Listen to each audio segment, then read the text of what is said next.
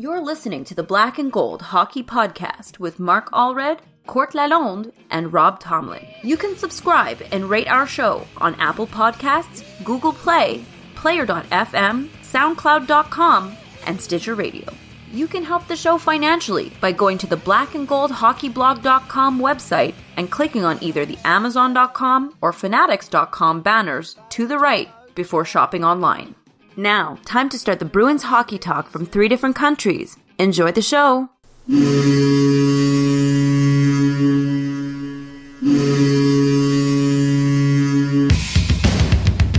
Orr fights to keep it in. Does. Has it in the corner to Sanderson. Back in front to Orr. Shot. Scores! Bobby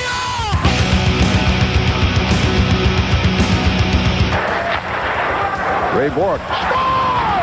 Ray Bork from the face-off circle to the right of Reggie Lemlin. Fired it down and Whitmore blew it. Bounces down to Bergeron. He takes the space, pulling it wide to the right of Tatar. The snapshot over Mrazek. It's loose, and Bergeron scores! Patrice Bergeron!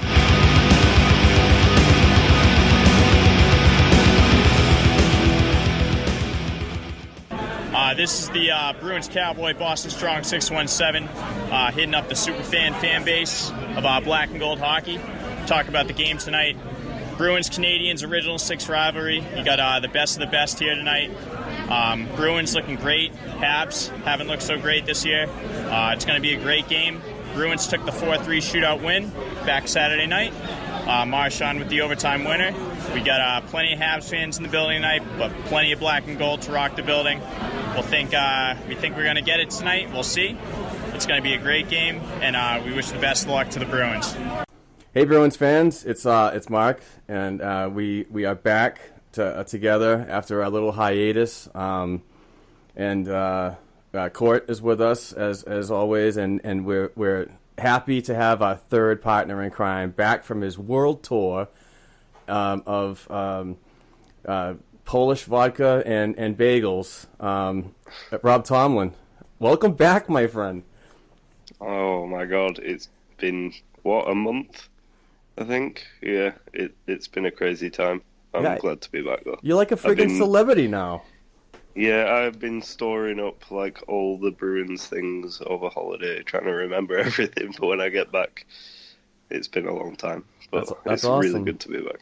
I'm happy to have you back, and I'm also happy that the Black and Gold podcast funds have been drained because of your world tour. So, thank you for that.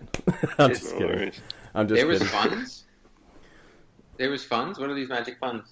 Oh, there's no funds. No, but we did take a week off due to the bye week.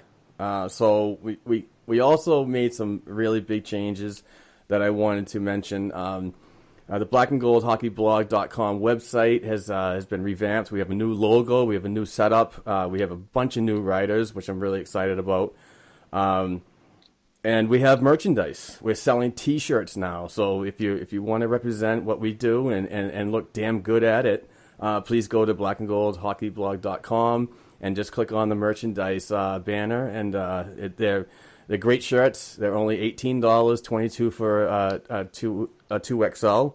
And we got stickers, and we're probably going to do more stuff and get more involved in that. So I also wanted to mention my wife's birthday today. Courtney, happy birthday. I love you very much, and I can't wait to do dinner and drinks later on.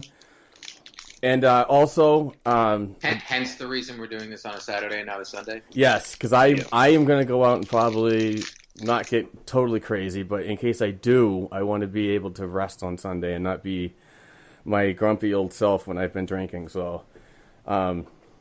But I really want to touch on this because this is a very important subject for me. My dear friend Alan Sullivan, he's a photographer for the Boston Bruins and the Providence Bruins, and he does other sporting events too.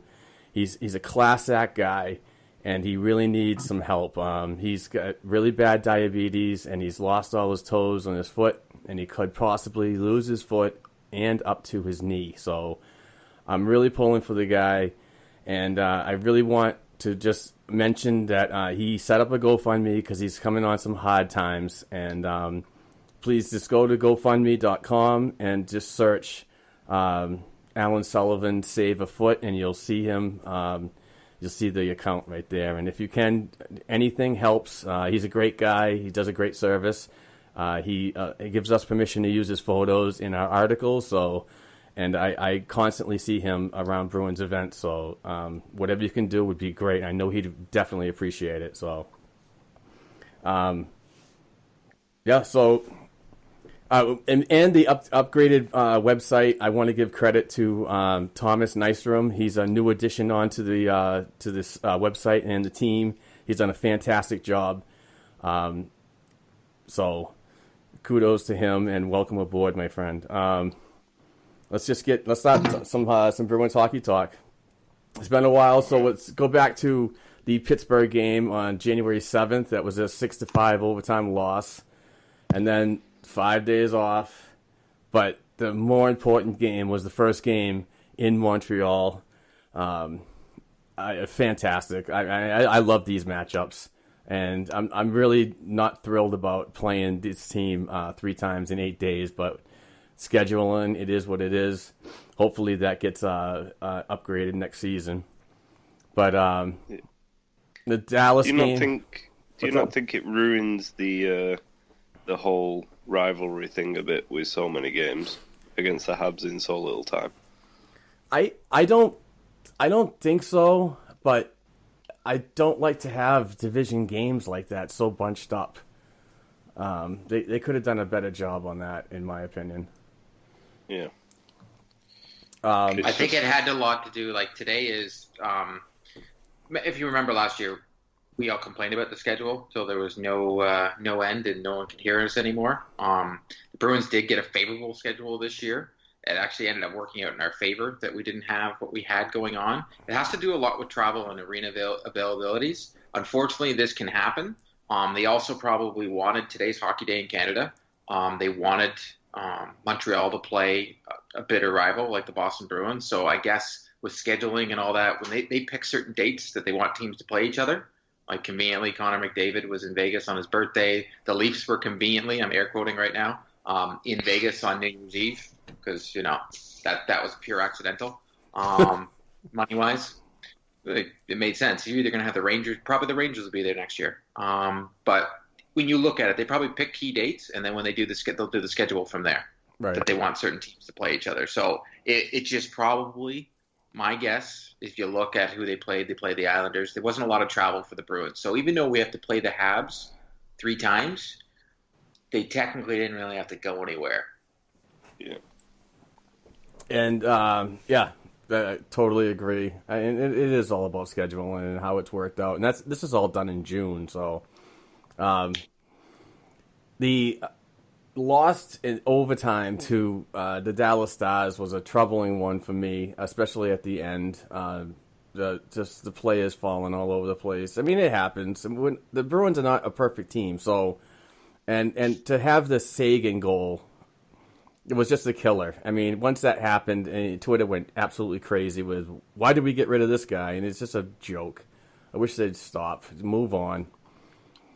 But as I said, stop treating him like he's your ex-girlfriend and you keep trying to slide into his DMs. Right. Just let it go. Yep. Just let it go, people. Let it go. He's gone. He ain't coming back. You know what? And, if the rumors are true, thank God he's gone. That's all I got to say. Yeah. He wouldn't have been welcome in that dressing room. It doesn't matter how good he is at hockey. And Wednesday night was a game that I was privileged to go to, and I really wish that you guys were closer because a great person that I've been in touch with, his name's J.C. Guilford, and he reached out to me and wanted us to go to this game. Unfortunately, you guys are so far away, and I'm not trying to be a jerk about it, but I was the benefit of going. We had a great time. It was a great game. But more or less, this guy listens to our show religiously. He loves it. And he reads our website content. And he's actually, his family owns Guilford Ice Cream, which they make the Bruins Power Play fudge. So hats off to him. Thank you very much, JC, and the Guildford family for that gracious gift. I really appreciate it, and hopefully that we can someday use those tickets for good and get you guys closer to Boston. So we keep using Rob's all the funds for Rob's vacations, right? So. Yeah. But moving on, the back-to-back, the Montreal, and the next night to beat the New York Islanders in Brooklyn 5-2. This team on back-to-backs this season has been very surprising to me. They've done so much better and more prepared for these games. Both goaltenders have been up for it, and the teams have been. They just don't seem like they're very tired. You might see it a little bit in the first period, but all of a sudden, it's like midway through the first and even after the first intermission, this team just seems to be so re-energized. It must be Bruce Cassidy in the locker room giving it to him, but you're seeing the positive results after that. And the best part about it is this Bruins team is holding leads, which is absolutely incredible. And to end the week, tonight they play the Montreal Canadiens again. It's just another great battle that I can't wait for. And that's at 7:00 at the Bell Center. So that's it for that. Any thoughts on any games that you guys saw this week at all, or last week rather? Well, the New York Islanders, weren't they first in goals for? Yes. In the league, and was that they scored one. Two. Early on, Matt Barzal got the assist on that first goal, didn't he? Really early on. We don't say that name. Well, yeah, but the whole thing was, in that game, all you heard about was, Matt Barzal assists early on and blah, blah, blah. We could have had Matt Barzal. Yeah. But then... Oh, no, there was only one person saying that over and over and over and over again. I heard a few people... Well, I saw a few people on Twitter talking about it. Mm-hmm. And it's kind of like... I get it.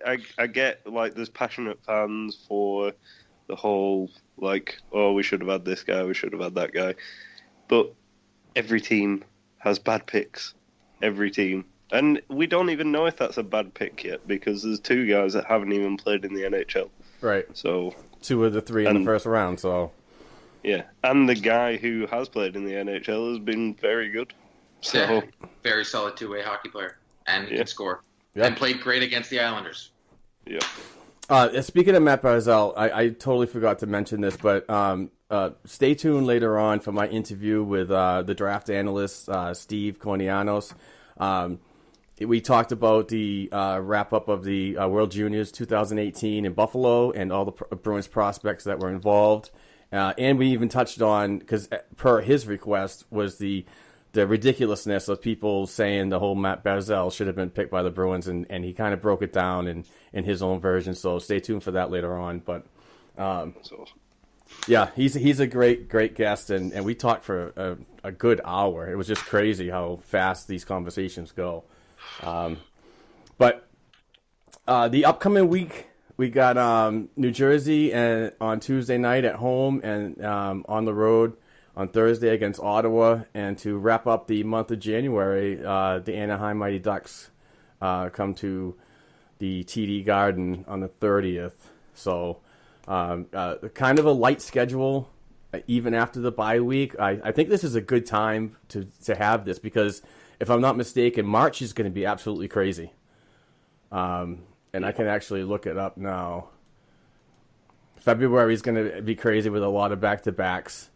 And definitely March. We have 2 back-to-backs in a row. Yeah. And then if you click over to the March schedule, look at all those games. I mean, it's pretty much every other day has a game. That's crazy. Yeah. So that's good. Hey, if they keep winning like they are right now, then we'll be fine. I think we have a 99.9% chance of making the playoffs now. So I like that. I like those numbers. And after 44 games, the Bruins are 26-10-8 with 60 points. And how crazy is it that they're only 5 points away from the Tampa Bay Lightning that are leading? Also, can we mention they're 6th in the NHL in goals per game, 2nd in the NHL in goals against. That means our goaltending is better. You know, that goaltending everybody thought was terrible. Oh, yeah. And then 6th in power play and 6th in penalty kill. I think they moved into 1st in goals against last night because LA let in 2 and didn't Someone score posted any. that. I know what you saw, but they're still in 2nd because Tampa's in 1st. Okay. Tampa's in 1st. So that I mean, the goals against is definitely a team thing. So your defense is definitely playing better, regardless of your stupid hate for certain players. But goal differentials getting up there, which is exciting. At the beginning of the season, they were in the red, really bad. But it's good to see them putting the puck in the net.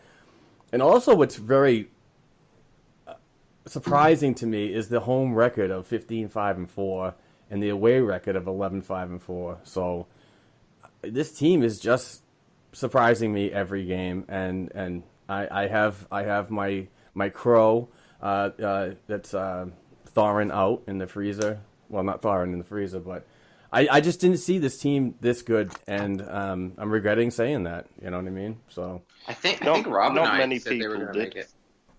Well, I said both they'd be a they were gonna make it. fringe. I thought they were going to be a fringe playoff team, first or second round exit, and I haven't been proved wrong yet because we don't know. Right. But the good thing is, with Adam McQuaid being the 7th defenseman, that shows some good signs for the playoffs.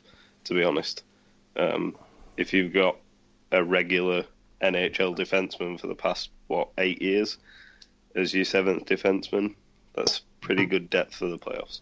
And for the people who are listening, Kevin Miller did skate with the Bruins, but he isn't skating in the line rushes. So the odds of him playing tonight against the Habs are pretty slim. Yeah, he's still sick. I believe it's the flu, if I'm not mistaken. So we'll see what happens there. Regardless, I'm just so excited for this matchup tonight because we just seem to, with Montreal not playing very well, which is a good thing, and this team playing so good. It's just nice to see the swap. Montreal is not overpowering us anymore because they just don't have that center depth down the middle like the Bruins do right now, and they've just been really suffering from it, from making stupid deals. You know, I just don't understand how a team like that and Marc Bergevin can operate. But anyway, it's the Montreal Bruins hate, and the rivalry just gets bigger and bigger. So, mind you, they did take us to a shootout in the first game of the season. Yeah. Oh, yeah. And also, they outskated us. That's how they used to beat us. And now the Boston Bruins are fast and young. We're keeping up with them. Like, I think someone tweeted the other day. What was it? Boston Bruins we have 5. We're 5th in the league for youth on the team. We have, what is it? Where Bruins are 3rd in the NHL with 5 players who are under the age of 23 in the lineup: McAvoy, Carlo, Heinen, DeBrusk, and Pasternak. That's and crazy. when you think about it, they still have York, Solaric, JFK, Senyshyn, Fitzgerald, Zabrol, Lozon, and more already in the Providence. Yep. That could technically probably play on an NHL roster in some teams. Yeah, absolutely. I just want to start everything off with the recent news by just the player Patrice Bergeron. This guy has just been an animal the last 11 games and pretty much the whole season. He's got 11 goals, 5 assists, and 16 points in 11 games. And he's got 2 hat tricks. And 2 hat tricks in a season for the Boston Bruins hasn't been done since the 2001-2 season when Bill Guerin did it. I feel like someone's stealing all my stats. I'm sorry, brother. You posted them, so I Yeah. started taking a little bit of notes, but It's okay. I'm joking. I know you are. Just his play and his inspiration with this younger core, and the way he's, just being a leader out there is just so impressive. And I mean, it's not a shock, but he's just playing like he really, really wants something to happen this season. He's been in the right places at the right time most of his career, you could say that, but especially I'm just noticing that this year, and I don't quote me, but I mean, it wouldn't shock me if he walks away with another Selke this season just by the way he's playing. Yeah, it's between him and Couturier. Yeah. Yeah. And it seems like the line of him, Marchand, and Pasternak seem to be one of the best defensive lines in the NHL. I think the only one that's produced more points has been Stamkos and Kucherov. Yes. Yeah, so to put up that many points and be as good defensively as they have been, only allowing, I think it's 3 goals against all season. Yep. Then I think that guy deserves the Selke, to be honest. Well, it's funny you say that, Rob, because the guys on Sportsnet, who, majority of the time they have to pander to their crowd that's watching. They talk Leafs, and the Bruins have been, luckily enough for me, on Sportsnet and CBC here in Canada on pretty much every night, every game, and they've been talking up the Bruins. They most of the analysts, Friedman, Doug McLean, they're all saying McAvoy should be seriously considered for the Calder. Doug McLean pretty much called him for the Calder, and they have all agreed on the fact that the Bergeron, Marchand, Pasternak line is the best line in the NHL, not just because they're scoring, because they do everything else, to your point. The Kucherov, Stamkos line scores, but the Bergeron, Pasternak line does everything.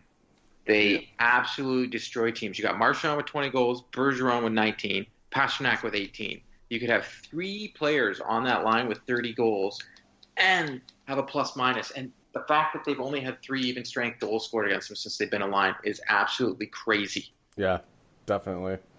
And just to add on to I was just looking down the list of the standings, and the Bruins have a goal differential of a plus 35, and that's second in the league. And obviously leading is Tampa Bay with a plus 46. So. And who would have thought Pasta would be the guy with the least amount of goals on his line? I know, right? But and Marchand's on pace for over 90 points, and he's missed games. Exactly. And then you have Pasta, who has 163 points, and he's under the age of 22. The only people ahead of him in the history of the Boston Bruins are Bobby Orr, Ray Bourque, Barry Peterson, Patrice Bergeron, and Joe Thornton. Yeah. That is unreal. It's just crazy. And a lot of us were calling Pasternak out for his turnovers, that kind of thing, beginning of the season and last season. Especially that thing that he used to do where he'd skate down the wing, just throw the puck into the middle of the ice and lose it. You never see that from him anymore. Right. No, he's got, if you notice most of the time, and watch it for tonight, 9 times out of 10, the person carrying the puck in for that line is Marchand. Yeah, and then he usually passes it to Bergeron center ice. Yeah, and they try and Pasternak goes. Yeah, he goes back door on his off wing, and I think it was you that said this. Court, he's definitely becoming an Ovi style shooter from that left circle. Yeah, he seems that they do like a setup play. It depends on who carries the puck in. Like I joked around, and now everybody's going to watch for it, but every time you see Marchand go in, he does the exact same thing. And I don't know how people are not stopping him yet, but he does this spinorama thing that he does. He does the spin every single time. He brings the puck in, does the spin, and tries to hit the outlet, either to the defense or Bergeron, and they try and bring the puck around, and that's when you start seeing it's like a shark in the water. You just see Pasternak just circling and circling, looking for a spot, and then breaking in to try and get a shot on net. It seems to be a set play where they're trying either to get a puck to the net on a deflection or get the rebound, and Marchand is phenomenal with his rebounds out in front of the net this year, or, like as Rob was saying, try and get Pasta on that open side. Yeah, and Pasta's been really working hard with the coaching staff, especially, I believe, Kevin Dean, before practices and after practice with a bucket of pucks and just sitting in that left circle. And just feeding passes for that one timer, which is it's absolutely lethal. But we've all noticed that he when he gets that one timer pass, sometimes he muffs it. But but that's why he's constantly working with the coaching staff to get that timing down right. He could be so lethal. And what a great comparison on the Ovechkin, because that's basically where his office is too. When he comes in, especially on the power play, he's a floater, comes back and forth, but always ready for that just one boom shot. So the only difference I would say between the two is that Pasternak will battle for pucks. Like, he'll go to the net if the one-timer option isn't there, where Ovechkin is more of he's the pure shooter. He'll stay out. He won't really battle in front. Right. But like I said, it's a change of game totally for Pasternak, and I don't think enough people are talking about it, the way that he has changed his style of play. It's a two-way game, and he looks for a pass. He looks to pass the puck himself. Since taking the tape off his stick, since taking the candy cane stripe off his stick, his goal scoring's gone up a lot. Yep. So maybe someone like Patrick Kane should start thinking about that for my fantasy team. Right. Yeah, but it's weird how like a little change like that has done so much for him. Absolutely. And I don't know whether that's just chance or whether it is actually something that he's worked on and gone, oh yeah, it feels better like that. So. But I also think this line is performing the way they are because in the past they've had to be checked upon. But because the Bruins are able to throw out 4 effective lines, not just 1, 2, or 3, 4 effective lines like that, our fourth line gets chances. Achari, geez, all the guy does is hit posts. I feel so bad for him, but they're so effective at keeping the puck in the zone. And if you notice, when the Bruins are having trouble controlling plays, Cassidy will throw out the Nash, Backus, Heinen line, and that line will keep the puck in the opposite team zone the whole time. They're just total puck control, and then he's able to throw out Krejci or Bergeron or somebody, and then they're able to start generating plays again and start moving the puck around. It's actually so awesome to watch. Yeah, because Cassidy has so many tools to work with now. I'm sure that third line has more icings on, like, they've created more icings than any other line in the NHL, because it seems like they wear their opponents out that much that they have to choose to ice the puck just to try and get out of the zone. And the leader of that line is David Backus. Like, here's the reason they brought him in. He has played phenomenal since coming back. Like, phenomenal. The guy is missing half a colon, for God's sakes. Right. Yeah, touching on that fourth line, I mean, this is exactly what I've been preaching to you guys and the listeners for so long. I mean, the fourth line's not ripping it up in goal scoring, but they're there to support, and they're there for the speed factor. I mean, these 4 lines are just what I've been talking about. I just cannot remember a fourth line like this being so fast. And regardless of what everybody thinks about the fourth line in their particular role, the game's changing. This is exactly what other teams, like in the West, for example, that have been doing for the past 3 or 4 years. And that's how they become so successful. It's nice to see the Bruins starting to realize that they need to do something like this to be in the top echelon of the league. You know what I mean? So a lot of good things. Everybody's supporting each other. It seems like everybody's really taking what Cassidy is preaching and soaking it in. And you didn't see this with the last coach. It almost seemed like the bench was frustrated with the message that was being taken. So a revitalized team that you're seeing right now is very positive. And like I said, I didn't see this happening, but I mean, coming into the playoffs this season, you got to have some really positive thoughts. And I'm not going to go out on a limb to say we're going to get the cup this year, but you know, I definitely kind of see this team getting past the first round. And maybe even a little further. So, I mean, you never know, but it's all exciting. I mean, and you look at the minutes, it's all close. Like the fourth line averages about 12 to 13 minutes a game. The third line, like I said, I felt they got out there more. They do get it. They're 15 to 16 minutes a game. And then the second line is 13 to 14 minutes a game. And then you have your first line that's about 19 to 20 minutes a game. And you saw Curley as a full-time member of the Bruins roster this year. Yeah, because I wouldn't have picked him as one. I wouldn't either. He's played well. The only person that I thought, I don't know, people said he was injured, but I thought he was just getting put down for a bit was Achari at one point, that one game. Yeah. Speaking of game changing and so on, we got to talk about Zdeno Chara and the way he's been playing, particularly this season. It's a contract year for him. I'm on board now for at least one more year. If they sign, thank you very much. Thank you. You love me. You really love me. I'm just kidding. Yeah, I'm in.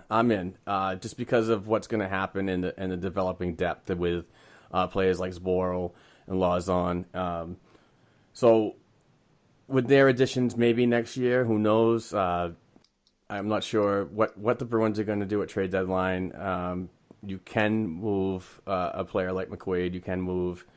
You never know what's going to happen, but the way he's playing and orchestrating that defense as a top pairing defenseman is good. And at the age of 40, and I know Court's I'm stealing his thunder here, but actually I have to ask you, Court, because I didn't understand. He's a plus 24 and leads the league. Yeah. Now, yes, is he a plus? minus. Yeah, is he a plus 24 in just defense or league wide? League wide. He's the lead leaguer in plus minus at plus 24. He is the lead. He's the team leader in ice time at 23-24 average ice time. He's got 13 points, 4 goals, 9 assists. He's only been in the box for 9 penalties. He's got. How about this? This is crazy. I didn't even notice this. He's got 2 game-winning goals. And he's already had 71 shots on net. And Bergeron's got 141 this year. I wonder if he's popping them in all the time. Yeah. But Zdeno Chara is still, and they talked about him on Hockey Night in Canada in a couple of weeks. Still one of the best defensemen in the league, and I said it on Twitter the other day. He would be a starting pair on over 85% of teams in the league, maybe 90. Sure. And he's 40 years old. Yeah, so he's our still... starting pair of McAvoy and Chara is probably one of the best starting 2 in the NHL. Oh, no doubt. Just by the way that McAvoy eats up those minutes. Hey, McAvoy could be going to the All-Star game now because Morgan Riley looks like he's not playing. Oh. I don't want him to. I think it'd be good for him. He's young. It's a little different if it's a guy like – I know everybody wants Bergeron there, but I can guarantee you he's happy not going. Oh, yeah. I don't want any more Bruins going. Well, I know that sounds bad. Yeah, but I think it will be McAvoy, though. If Morgan Riley can't go, I think it'll be McAvoy. Rob, why are you thinking that? Because, first of all, if he's playing that many minutes, he's obviously going to be tired out. Why not give him the break over the All-Star period? Let him rest. I don't want him getting hurt in an All-Star game. Exactly. Which has happened in the past to players and top players for top teams. I don't want that happening. And I just think if someone like Bergeron goes as well, I'd rather have them just rest. Well, Bergeron's not going. Yeah. Yeah, but no chance in the world. Let someone else send a player and possibly get them injured for a bit of fun on a weekend. That's the NHL chooses who goes. Yeah. So I just hope they leave the Bruins alone. It's good enough with Marchand.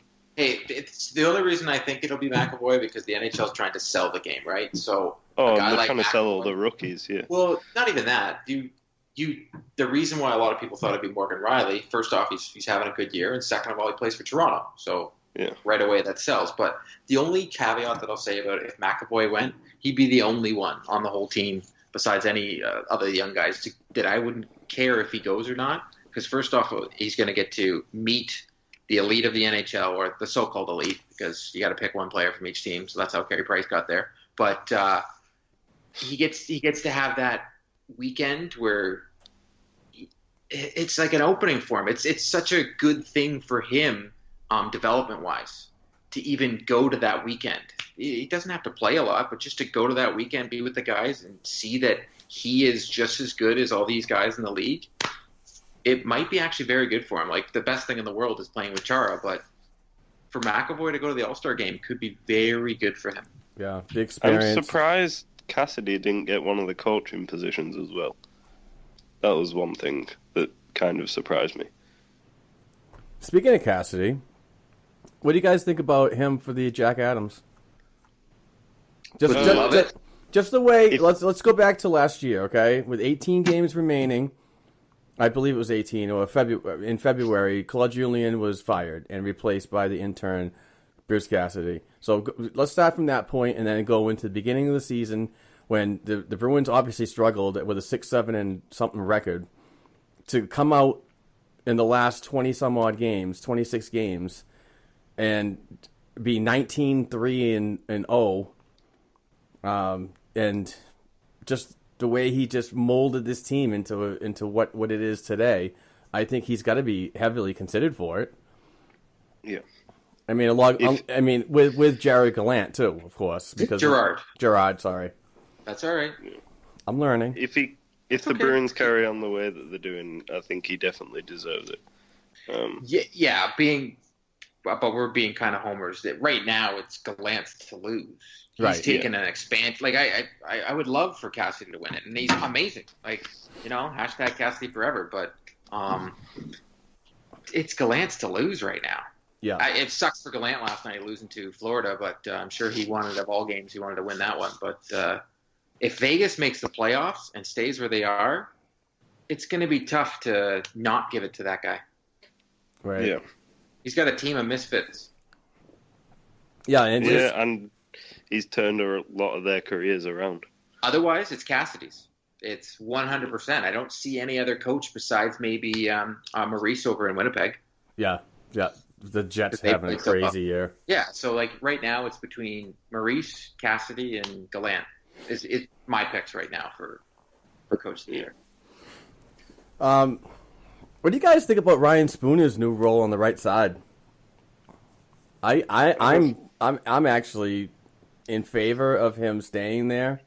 He doesn't seem to feel as uncomfortable as I've seen him in the past, but in this small time frame that he's been on the right side, I've seen some real positive stuff. Is it not just me, or does it not seem like he's playing center, just not taking the face-offs? Oh. Because to me, he's not really playing a winger's position in the offensive zone. He's playing more of a center's. Right, on the half wall, quarterback, and on the sides. Yeah, no, I'm gonna have to start paying attention to more of that. Yeah, I feel like Krejci is taking the face-offs, doing all the neutral zone centers work, like the defensive side of centering a line. But then when it comes to the offensive zone, he kind of switches out to a winger's position, kind of goes more towards the net and just hangs around the net or the back. So I don't know. It might just be me, but no, I've been noticing him off on the sidewall. He treats it almost like he plays his shift when they get in the neutral zone. They start puck possession. He plays it like he's on the power play, and if depending on the defenseman out there. He started if you notice, whenever he's out there with Carlo, him and Carlo switch, and they'll have Carlo on the sidewall and have Spooner on the back there, so that he's playing with Krug and they get to play the puck back and forth, and they have Carlo just trying to cycle the puck around. I noticed the same thing. So with the recent play of Ryan Spooner and wherever he plays, are we still thinking that he's going to walk or possibly traded before the trade deadline on the 26th of February? No, I think he's probably going to stay a Bruin. I think he'll sign probably a 2 or 3 year deal. I think he likes playing for Cassidy. Cassidy knows his style of play and what he should be doing. I think he really likes it now. And I don't think they can afford to get rid of him. I'm hoping he stays.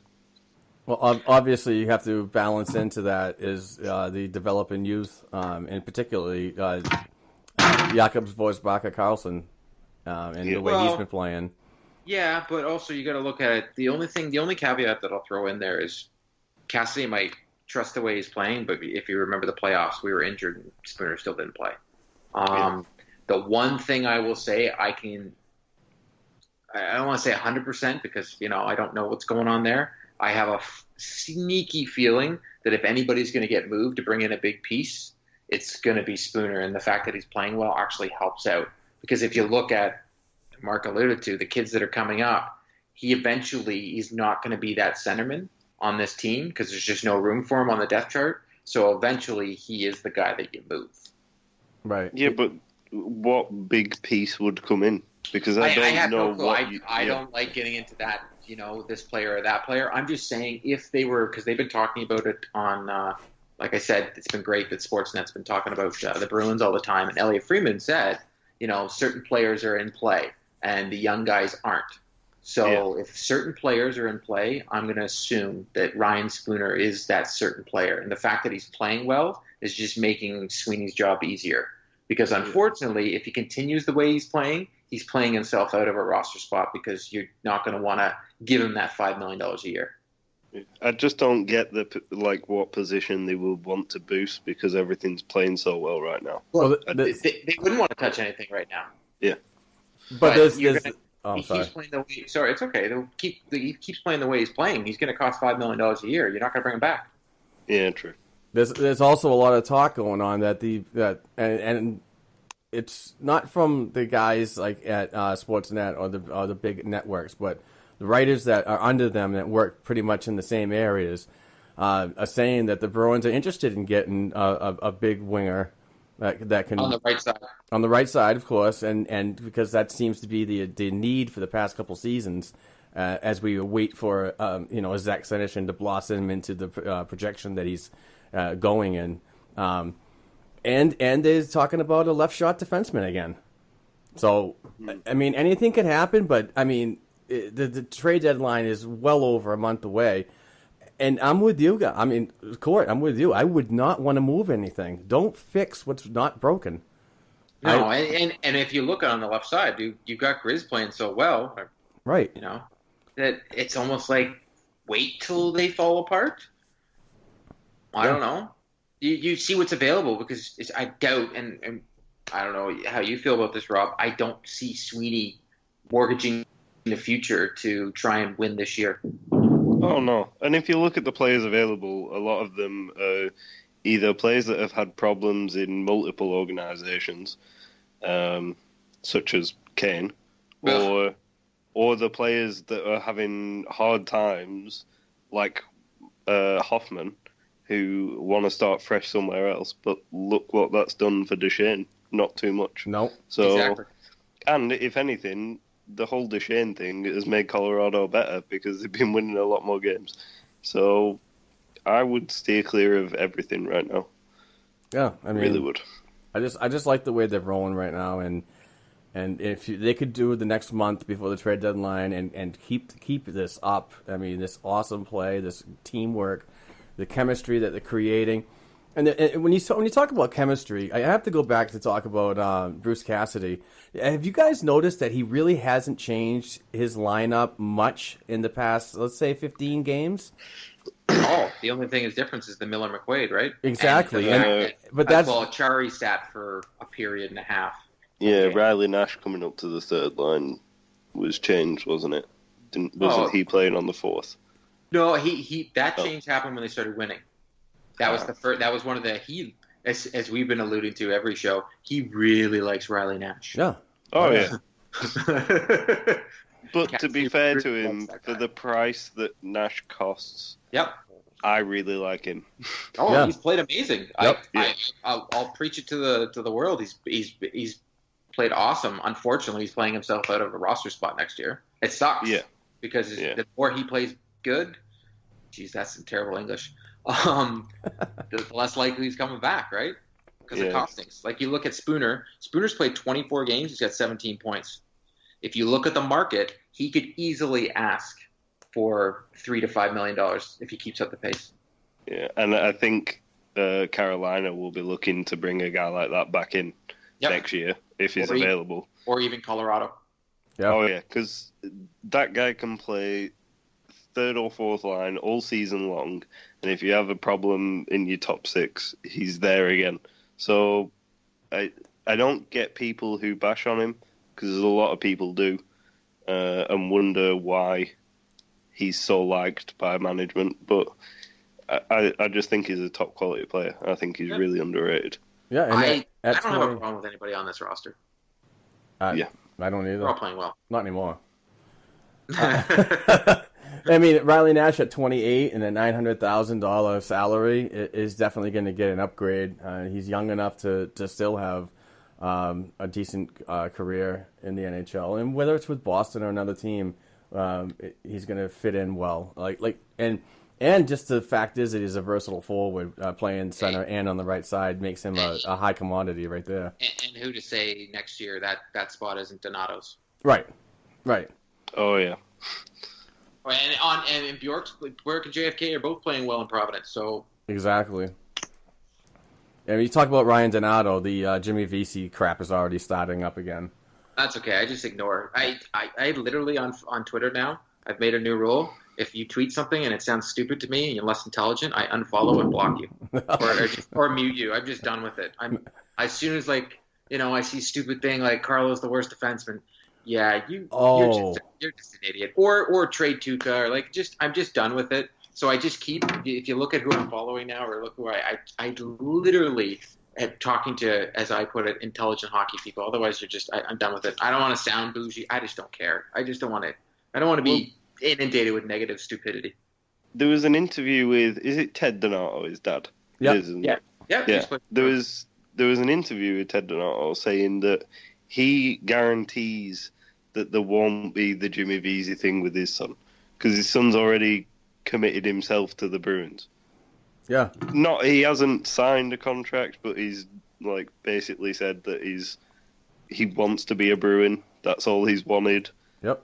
That was the team that he wanted to draft him. So I think that kind of stuff is going to happen to every college player ever. Right. And I've seen people talking about who is the defenseman that you wanted? Was it Robbie Fabro? Not Robbie Fabro. Dante Fabro. Dante Fabro. I've seen people saying, "Oh, if he does the Jimmy Vesey thing and the Bruins take him, what a steal!" And I'm like, how can you say that about a guy who's not even ready for the NHL right now, and just because he's a college player, he's not, he's going somewhere other than where he got drafted. It's just stupid. Just leave it alone until it happens. Fabro's in an elite class of prospects that Nashville have, and that defense is going to be solid for many years to come. Just with the core that they have now and the development depth with Dante and others. Jumping on, we got to do it because we just love Tuukka Rask, and I just love saying this because it just feeds more and more to the haters. But 13-0-2 in his last 15 games. He's got some good goals against, and his save percentage is always impressive.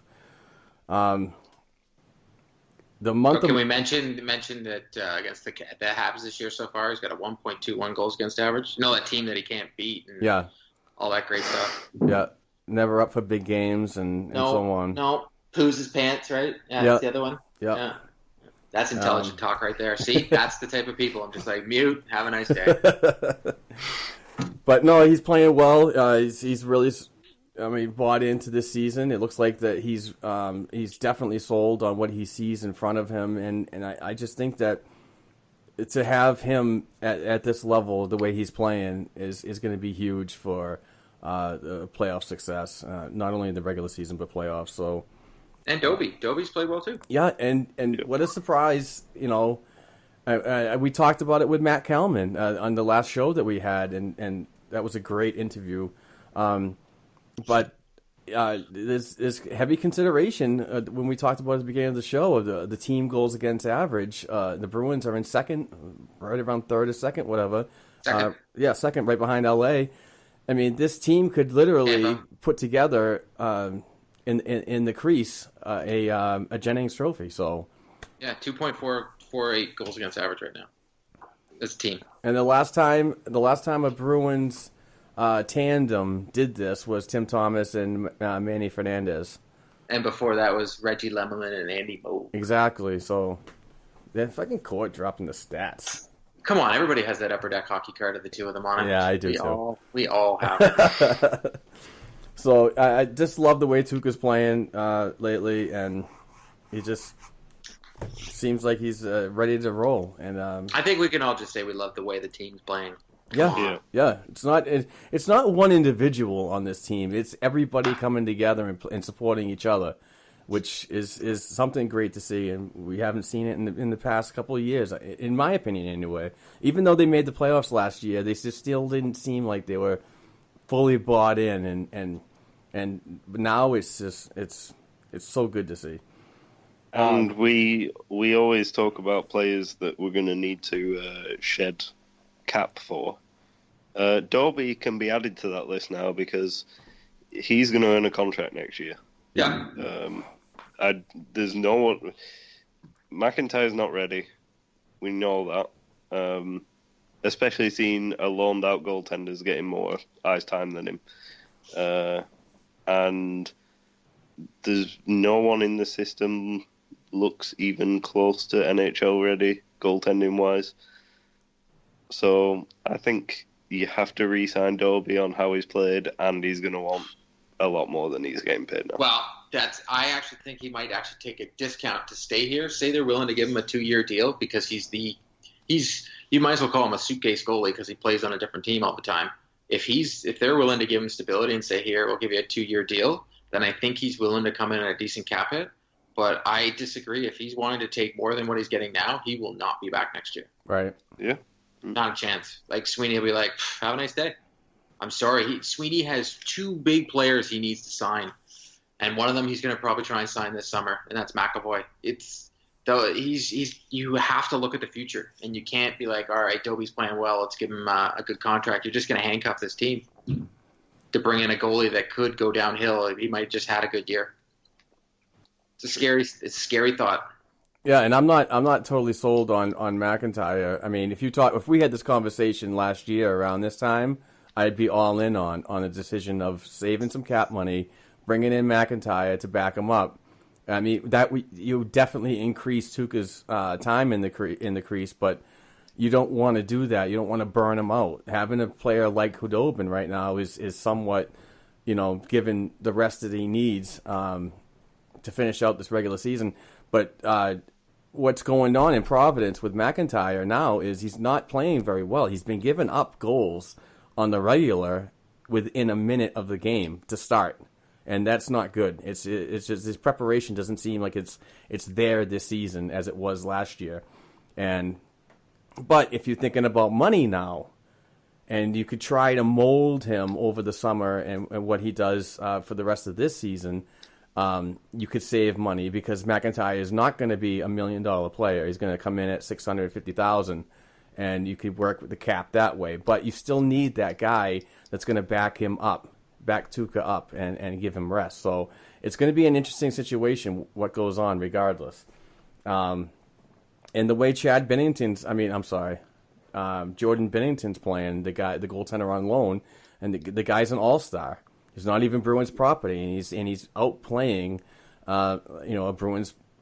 I don't technically consider McIntyre a prospect anymore because he signed a 2-way deal. So he's just outplaying a guy that is Bruins property. So it's gonna be interesting to see what happens in that. I mean, maybe the Bruins give a draft pick to St. Louis, and then now he'll be a full-time Bruin in the organization. Who knows? But he's playing well. I would love them to do that.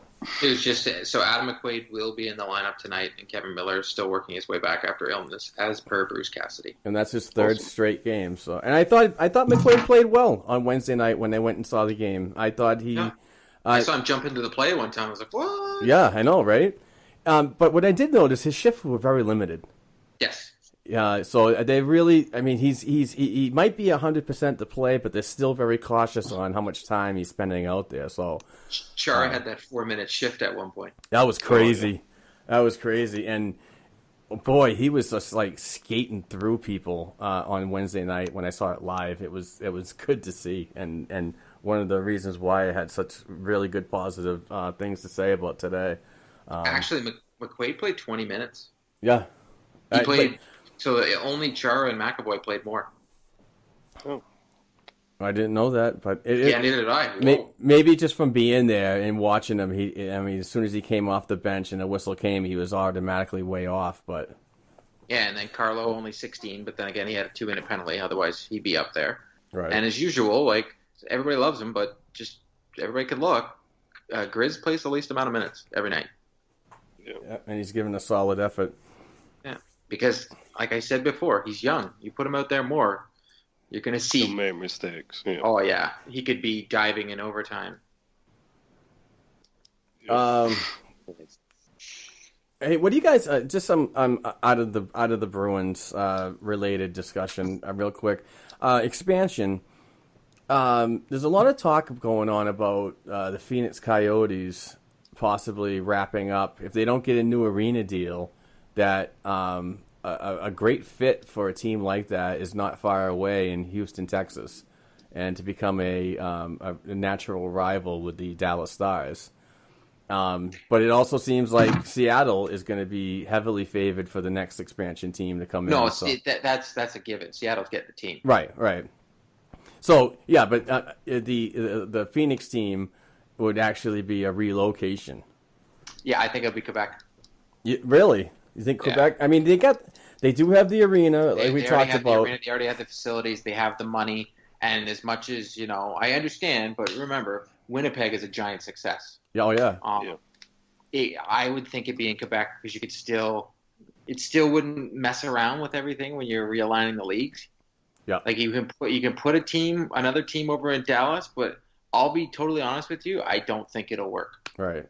And what I like, Carolina could be that team you move to Houston. And they just Seattle have just licensed like 10 names for a team, haven't they? Yep. Oh yeah. They're going to be a team. Yeah, so they're getting ready. Yeah. So they might be realigning the divisions once this all happens, right? Yeah. Does that happen this next season? Like, do they come in over the off season, or do they wait another year? They'll wait another year. They would have announced it already. The GM would have to they got to give the G. I have a funny feeling they'll announce this summer that Seattle has a team. Oh, because the arena won't be ready. That sucks though. Like 2 expansion drafts in 3 years. Yeah. Wow. Yeah, that's what it is. The way they're talking on the Twitter space and the TV, it sounds like it's coming a lot sooner than we think. Yeah.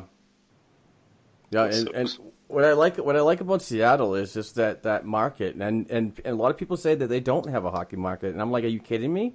Obviously, you don't pay attention to junior hockey and the dub. That Northwest Division in the United States, and they're basically all located in Washington State. That is a huge, huge market. People will travel, so. If they travel that much for junior hockey, for NHL hockey. Yeah. Yeah, because you think about it, if you added Houston, they would have to stay in the Western Conference. So it just wouldn't make any sense if they were the relocation, right? Yeah. If you're going to move Carolina, or you're going to move one of these franchises, and Carolina, Phoenix could stay in the Western Conference. That makes sense. But Carolina, like that team is, they're strong. They can't even get people in the game. And the one thing about expansion or relocation that I really liked about what Winnipeg did is they didn't go all out on building a huge arena that's going to hold 20, 21,000, 22,000 like a lot of other teams did, i.e. Florida Panthers. They went out and did 13-5 or 14-5. I'm not sure what the number is, but they made it work. They used an old rink.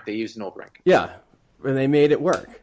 So there's no need to go out and build a huge arena thinking that you're going to get these massive amounts of ticket sales. The ticket drives lately for expansion teams have been great. Las Vegas have been. I was very surprised about the numbers and how long it took to get not completely sold out, but that like 90% number that they did. So. It's good to see that it's working in markets that you wouldn't think would work, especially with the way they're playing. A team like Vegas could be very good in ticket sales for a number of years. But I like the idea of expansion. I think the league is growing in a positive direction. I just want it to be in areas that are going to make sense. Obviously, you have the market in Quebec, which is huge. So, but we've definitely come up to an hour, and we have an hour conversation with Steve Konianos, the draft analyst, and he can be found on Apple Podcasts and anything coming up next. So, Rob, I gotta say, man, this was a great show. It's good to have you back, my friend. It's been too long. Yeah. So we're gonna get back on a regular schedule. Court, as always, thank you very much for the time and both of you scheduling a day early on the show so we can get this done so I can celebrate properly with my wife. Oh, no worries. I hope Courtney has a great day. Yes, we've already started. It's been good so far. So we're gonna go have a nice dinner and then attend a youth hockey thing for Amesbury. So it's gonna be fun.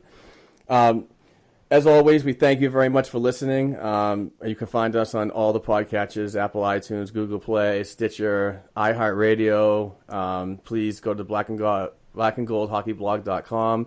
Buy a T-shirt, buy a sticker, cheap stuff, and read the content that's coming out. And if anybody out there is interested in writing for our team, please send me an email. Let me know your experience, and we'll talk. So thanks again, and please stick around for the Steve Konianos interview, the draft analyst. Take care, everybody.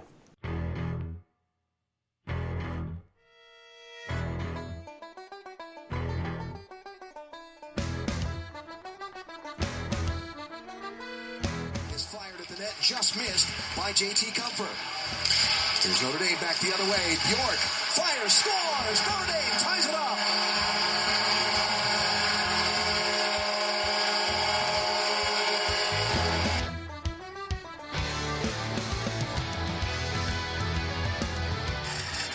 Picked off there by Gilbert. Taken back by Greenway. To the middle. McAvoy scores! Unloads a one-timer, and it's a 3-1 lead for the Terriers.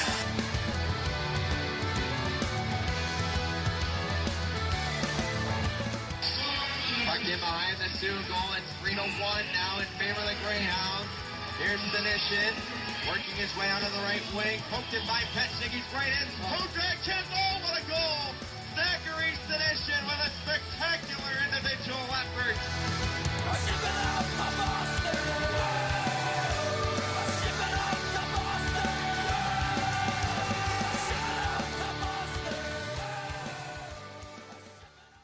Hey, Bruins fans, as mentioned earlier in the podcast, we're going to talk a little prospect with my guest, and he's a returning guest, actually, and he's an NHL draft analyst and hockey historian. You can read his website content at the draftanalyst.com website, and also hear his awesome podcast, the Draft Analyst Podcast, on platforms such as Apple Podcasts and others. Mr. Steve Konianos. Steve, thank you very much for taking the time and returning to the program. Yeah, thank you, Mark. It's awesome being back. I really wanted to. We've been kind of crazy over here with the website and the podcast. We've been taking a week off to try to acclimate a lot of new writers and so on. So we haven't really touched on the World Juniors that happened in Buffalo. The end of the year and the beginning of 2018. So, and you've done a fantastic job. I put your alerts on, so every time you tweeted something, I got it immediately. So, and thank you. Oh, wait, you could do that? Oh yeah, you get Twitter alert. I gotta look into it. Then. Oh yeah. There are times where I'll like tweet something out, and it's almost amazing how quickly they respond. And I guess you just kind of answer the question, because I guess you can get like alerts. Absolutely. Is it like a hashtag alert, or is it like a... No, actually, when I go to your profile on Twitter, you can look up there's an icon there, and you click on it, and you can have all your tweets immediately come through like a text message. So oh my goodness, you don't even have to be on Twitter. I mean, and I can get an alert from you. So while you were doing all your World Junior coverage, I was getting everything. So it was just fantastic. Whether it be Bruins related, whether it be Bruins related or any other news about prospects. I love that stuff, and you do an awesome job on both the podcast and the website. So let's just get right into it. Let's start off with the 6 prospects that the Bruins had participating in the 2000 World Junior Championships. And we got to start with our home country. That's the United States of America. And I was kind of up and down on this prospect. I am a very, very, very big Trent Frederic fan. I was too. I'm so glad the Bruins, from what I understand, and this is just, we got the air quotes out there, that the Anaheim Mighty Ducks were very interested in him, and the Bruins got some information saying that they were going to pick him. So might have been a good thing behind closed doors, but his first part of his World Junior Championship tournament wasn't he was playing well. He just wasn't scoring offensive. But the latter part of the tournament, he really turned it up. And I want to get your thoughts on the University of Wisconsin forward. Well, first of all, I didn't have a problem with where he was picked. I know when he was picked late in the first round, Bruins fans, a lot of them were freaking out because they said he was like, I think it was Gretzky, not Wayne, his brother, who said, we see him as like a third line. So he said something along those lines, and everyone freaked out, like, why are you drafting a third liner in the first round? But I watched him that entire year play with the NTDP. I think I saw him play maybe like 5-6 games live, in addition to going to the watching all the games on the streams on the net and everything like that. So I always liked him. I had him as a middle second rounder, so getting picked late in the first round, not a big deal. He's had a really good season at Wisconsin. He's one of their leaders, if not the team leader, even though I think Cam Hughes is kind of like the captain of that team. But Frederic, to me, is like a real complete player. The thing about Team USA at the World Juniors is you just knew, looking at the roster on paper, that they were going to rely heavily on that top line, whether it was going to be Middlestat with Logan Brown and Kayla Yamamoto or some variation of that. So I knew right off the bat that Trent Frederic and Ryan Poehling were going to be the go-to guys for like late game draws, close games, key penalty killing situations, things like that. So I wasn't too really concerned about his lack of production in the beginning of the tournament. First of all, like, number one, they blew out, who was it? They blew out Denmark in the opener. Okay, everyone kind of, had a hand in that one. And then they struggled against Slovakia. Slovakia played like they played like the Villanova 1985 game against Georgetown, like the perfect game you could possibly play to upset a big powerhouse. And so he did a really good job in that game. I think penalty killing, and a lot of the game was inside their own end. And then the outdoor game. It's a while. You're playing outdoors, so how could you really gauge a guy's skill or whatever? It's the kids. You could just tell that they were miserable. Yeah. You know what I mean? But you're right. As the tournament progressed, he was huge, especially in the game against Finland, which was a critical game because if they lose that game, they might not make it to the. I don't think they want to get relegated, but they could have gotten a horrible draw in the first round. And then, of course, the game against Russia, which was a tight game. He did well in that one. He and Poehling were excellent, killing penalties. And then, you had the game against Sweden where things kind of fell apart, and then he bounced back and had this ridiculous game. I think if you look at the stats and you say, okay, he had 5 goals in 7 games, well, I think 4 of them were in the last game, the bronze medal game. Yep. But it's still a bronze medal game. Like, the teams are still playing for something. It's not, it might sound like a consolation game, but I really thought overall, out of all the USA forwards that didn't get a chance to play a lot, and we're stuck with defensive zone draws and zone starts, in their own end or in the neutral zone, I thought he did really well. So, maybe some might say, well, first-round pick in 98 or in 2016, he should have did more. But really, on the surface and even watching him play, I thought he did quite well. Yeah, and just from a lot of the analysts, like Dave Starman is another follow that I pay close attention to because he's really up on the prospects like yourself. Yeah. Has said that he's just got an NHL shot right now, and that release is just it's unbelievable, and the way he could pick those corners is really good, and he does that for the Badgers team too in his second year as a sophomore. Yeah. So, no, there's a lot of good lot of good attributes to his game. I could possibly see him even a second line center in the future. When it comes down to it. But obviously, I'd love to see him. I'm always a guy when it comes to prospects. I like to see the guys at least do 1 year in the AHL. I mean, nobody's gonna. A lot of people don't have the McAvoy-ism. You know what I mean? That they just have that upside that's gonna warrant them a spot right in the NHL right away. So I like building within, getting the system, inbred into the brains, even though that some of these kids are obviously got a lot of that when they come to these summer camps. So it's just good for development. And, you never want to stinker. Like, remember Zach Hamill? Oh, yeah. Yeah. But the thing is like, it depends really, because the one thing that you run the danger of doing is if these kids come in at 18 and have a really good development camp, or they have a really good training camp, like you look at Philip Hedl with the Rangers, or even Kailer Yamamoto with the Oilers, they had great camps, and then when they played in the NHL, it's like, all right, well, clearly they're not ready.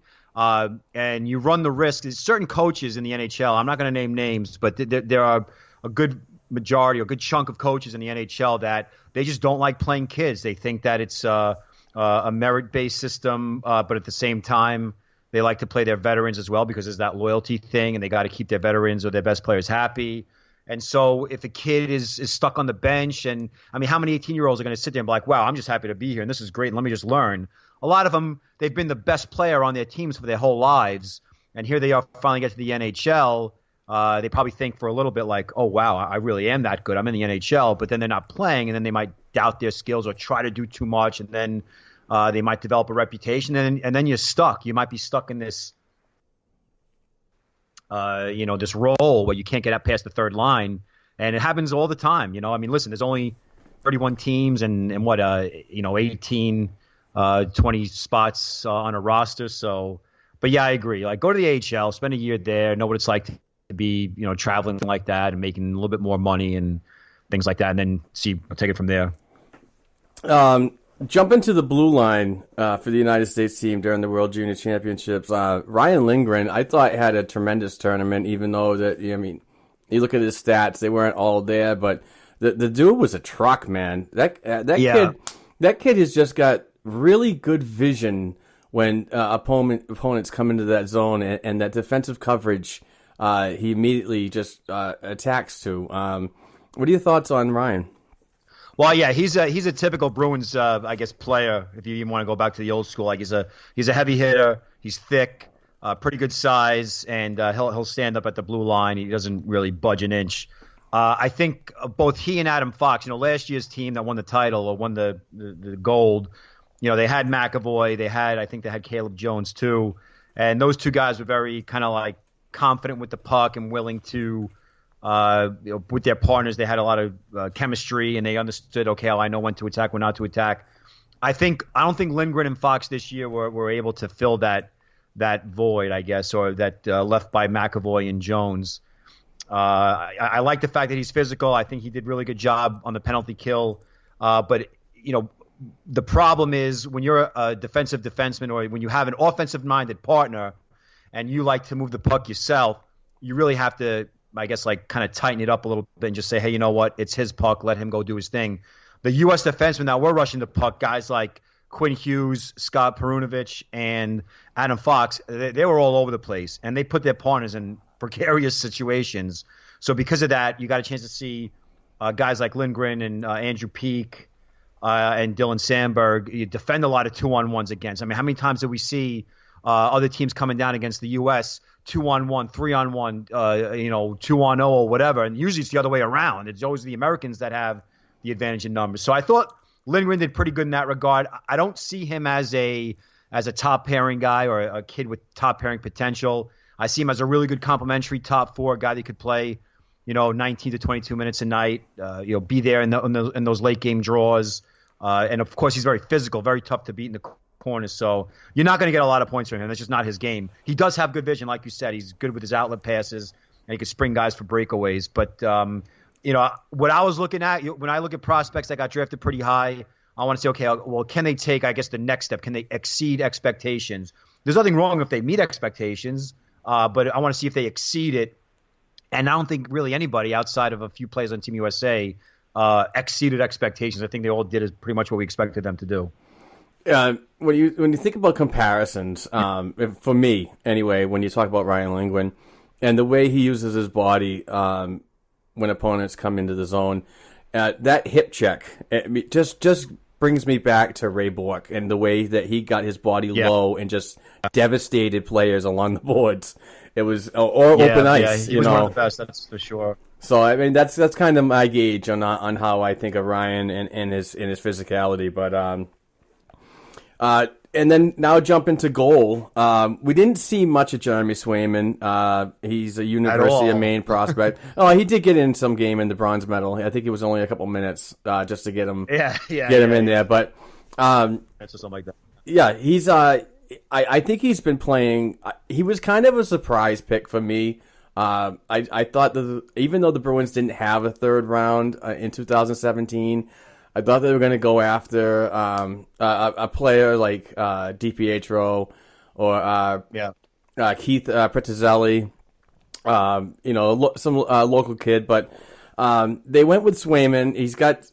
He does have some really good skill. I've watched a bunch of games at the University of Maine this season in his freshman year, and I'm actually very surprised. And I kind of believe that he's really getting a lot of good teaching methods from former UMaine goaltender Mike Dunham, which was brought onto the staff over the summer. Yeah. And he's been playing well. And what do you think of his upside and where he might fit in the Bruins organization in the future? Well, I think he should have played more in the World Juniors. I think they got, Woll and Ettinger. First of all, I watched plenty of Hockey East. All the games are streamed for free. So the last time I watched Swayman before the tournament is when they played BU and he was under siege and he had an outstanding game. I think they won like 4-2 or something like that. But the NTDP goalies, the guys that are in that program, which in this case were Woll and Ettinger before they went to college. The USA Hockey is in love with these guys, and they always kind of ride their NTDP kids. You could call it politics, call it favoritism, whatever. I was surprised that Swayman wasn't given another look, especially because Woll struggled. Listen, let's call a spade a spade. I know he's a Boston College kid and he's young, but he was terrible. He was terrible in the tournament. His glove hand was, KPD used to call John Casey, said John Casey had the amazing Technicolor 5-hole. Well, Joseph Woll, the WAC, had the amazing Technicolor glove hand. I mean, he was getting destroyed all tournament long. And at some point, Mosko, the coach, you got to do something. And you could say that it's a big reason why they didn't repeat or come close to repeating. I know it was just one game. But, I like Swayman a lot. I think technically he's sound. He's quick. He doesn't stay on the ground too long. Knows where the net is. So, when he's challenging a player coming down, let's say he's in one of the circles, he doesn't give too much room on the glove hand side, which a lot of young goalies tend to do. When I watched that game against BU and the poor kid was under siege, making save after save and dealing with those big bodies in the crease, tracking pucks through traffic in front of you, I thought maybe, I know it's easy in retrospect to say that, and I wasn't, certainly I wasn't tweeting out, put Swayman in, but I guess in retrospect, I think any coach, when you have three quality goalies and one of them is struggling, you take them out. You just take them out. I mean, if it's to give him a rest or whatever. But I like his upside. I think with goalies at this age, man, you got to wait like probably 3-4 years. They're not gonna. It's not like the old days where you can have a guy like Waugh when he was a kid or Martin Brodeur come in and make a huge wave. I mean, look at Tim Thomas. He toiled and toiled. I think he went to Vermont and then he was on the Nordiques and. Yep. It took him a while to finally make his mark. So all it takes is one or two tweaks. You got a guy like Dunham as his goaltending coach is a good start. Sometimes when it comes to goalies, it's really just preference. And what goes on in their personal lives is also a pretty big deal too. Because goalies is kind of like they're like pitchers before a game. They're very superstitious and they're quirky and things like that. You read about Carter Hart, the Canadian goalie, which is one of my favorite stories of the World Juniors. Is like he has this thing where he has to be the last person off the ice, but the Swiss goalie was like had to do something, so he wasn't getting off the ice, and so Hart was just standing there waiting and waiting and waiting. I remember that 15 minutes, to get off. Then the Swiss guy wasn't leaving. So I like him. Like I said, just keep an eye on him. But he's probably going to be a guy that's going to stay at Maine for a while and ultimately spend a year or two in Providence before we really get to an idea of what he is. Well, the good thing about Swayman is he's already taken over the starting job from a junior goaltender that's been with Maine, Robert McGovern. And so that's a positive sign right there. And the other thing about Jeremy is what he was looked at for the position, the third goaltending position for the World Junior team, was that he was getting a lot of time and a lot of shots, like you mentioned a minute ago. So he was getting a ton of rubber, and they really liked seeing that. And he was getting more shots than Ottinger and Wall. So, I'm pretty sure that he's going to be in the mix sooner or later. It's good that he's a freshman because just the way that the goaltending depth is set right now with Tuukka Rask as your number one till 2021. The backup is always up in the air, but then you look down at McIntyre and Vladar and you see and Kyle Keyser and so on. So you kind of you want somebody in the fold like that. To have more options in goal is a good thing, but I still think that they need to add one more in the 2018 draft, in my opinion, anyway. Yeah, in the later rounds, though, I wouldn't use a high pick on a goalie. And I mean, there are some good goalies in this draft. One of them being Skarek, who could go pretty high, the Czech kid. But when it comes to goalies, here's the thing: the good thing about goalies is that you could have, let's say, 5 in your pipeline. You could have 2 in the AHL, maybe 2 more in Europe, and then 1 or 2 in the ECHL. And being in the ECHL as a goalie is not a bad thing. And we could go through a long list of former or current NHL goalies that developed in the ECHL. So I think it's a situation where you can never have too much goaltending. Yep. And you could do the Flyers method, which is just draft like 2 to 3 every year, and eventually one of them is going to turn out. But we'll have to wait and see on that. With the Flyers have to wait. But yeah, I agree. I like Swayman, and I think the fact that he does see a lot of shots and as a freshman was given a more increased role, I guess, or more responsibility on his shoulders is definitely a good sign for the Bruins. All right, moving to the European teams, especially in Finland. Forward Una Kompanen, I thought he had an exceptional tournament. Big kid, rangy forward, can lay some decent hits, and also has good vision up and down the ice. It plays a decent 200-foot game for the Finn. Your thoughts? Yeah, I always liked him. He's a big kid. He's a two-way center. He could play wing too, but I think he's definitely his natural position is playing center. Really good penalty killer, long stride. He could motor up the ice. Straight line speed's pretty good for a guy his size. The thing about the Finns is they got off to such a bad start in the tournament that they had to rely on their big guns more. So he didn't see a whole lot of time, I guess, on the power play or offensive zone starts or when close games, late in games, things like that. He had a really nice shorthanded goal against Mr. Woll, the aforementioned Joseph Woll, who didn't. But I like him a lot. He plays in the Finnish Elite League in the SM Liga. He's one of the top 6 players there. And there's talk about him coming over to North America sooner than later. When he was drafted, 6th round pick, so a 5th or 6th round pick, but people called him kind of a raw talent, but he's a smart kid. He's a really good positional 2-way center. He knows where to position himself. His stick is always in the right place. He's got a really good shot. Has good vision. I think he needs to work a little bit more on his creativity. Sometimes he's just I guess you could telegraph what he's doing when he comes down the ice. But overall, I think he had 3 or 4 goals in the tournament, and he scored that big short-handed goal against Team USA that started a comeback and ultimately almost got them into overtime. So I thought he had a strong tournament. Didn't do as well in the face-off circle as I thought he would. He's usually a good face-off kid, but he didn't do too well in this tournament. But like I said, I think the Bruins, when you look into the 5th and 6th round, and you got not only do you have a kid with size and a kid with offensive skills, but the kid, you'll get his progression. He's always been a kid that played for the Finnish teams, U17, U18. But the fact that he was invited and made the team and actually played a decent amount of time at the WJCs. You have to be happy with that. Yeah, I look forward to seeing him when he finally signs his ELC and heads on over, because I do spend a lot of time in Providence. So just the additions of what this organization has done with the youth and replenishing the prospect pool is just been great to see, and he'll definitely be a huge asset. So yeah. The defense core of Team Finland and 2017 Bruins first round pick Euro Vakanainen.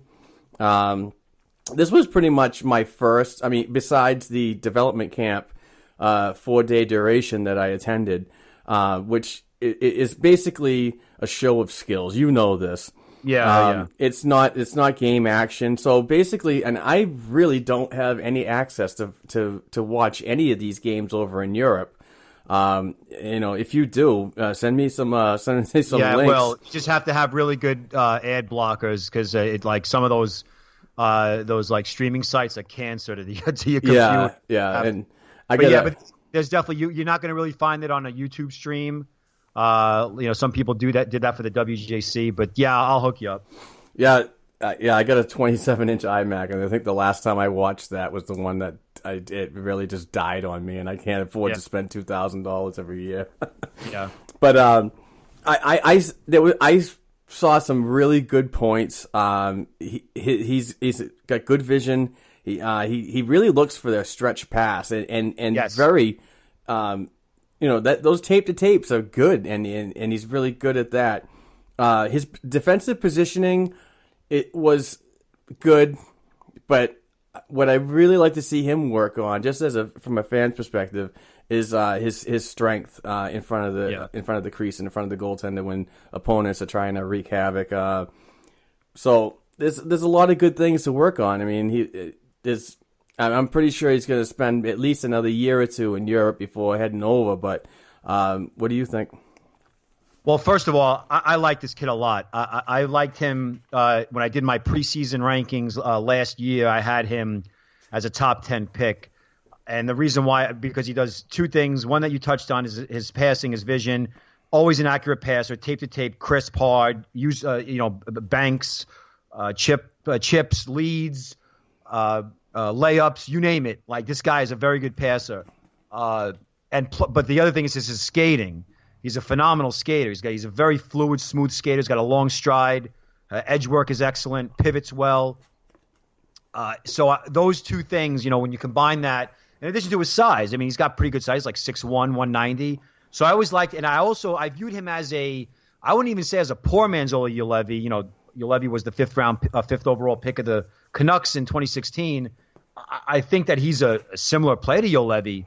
The thing about Juolevi is he gets a lot more time on the power play and has a harder shot, more accurate, and kind of uses that to his advantage on the with the man advantage. But Vakanainen was a guy. The thing about the World Juniors you have to understand is, like, Finland had an all-star team defense. I think 5 out of the 7 players on that defense were first-round picks. Yep. A lot of them from last year. Juolevi came back. He's the senior guy. And think about Juolevi is he, not to kind of, to change the topic, but he hasn't really turned into what people right now, what they thought he'd be. 5th overall pick in a very in a good draft. So he had to go back to Finland. He was in London in the OHL, had to go back to Finland. And he's in the same boat as Vakanainen. They're both top pairing defensemen on their respective Finnish Elite League team. Vakanainen he plays for Saipa. He does a really good job with them. Not a whole lot of offense, but the team doesn't really generate a lot of offense. And whereas Juolevi does play for a pretty good offensive team with some weapons on it, and it reflects in the score sheet. I thought that when it comes to his WJC, I thought he understood, listen, it's not my defense core. Juolevi's the senior guy. Miro Heiskanen is maybe a little bit more capable with the puck or more dynamic than I am. So he took a step back and he made a lot of smart plays. So if people might look at his WC, well, he didn't put up any points and he wasn't really on the highlight reel, that's not the kind of player that he is.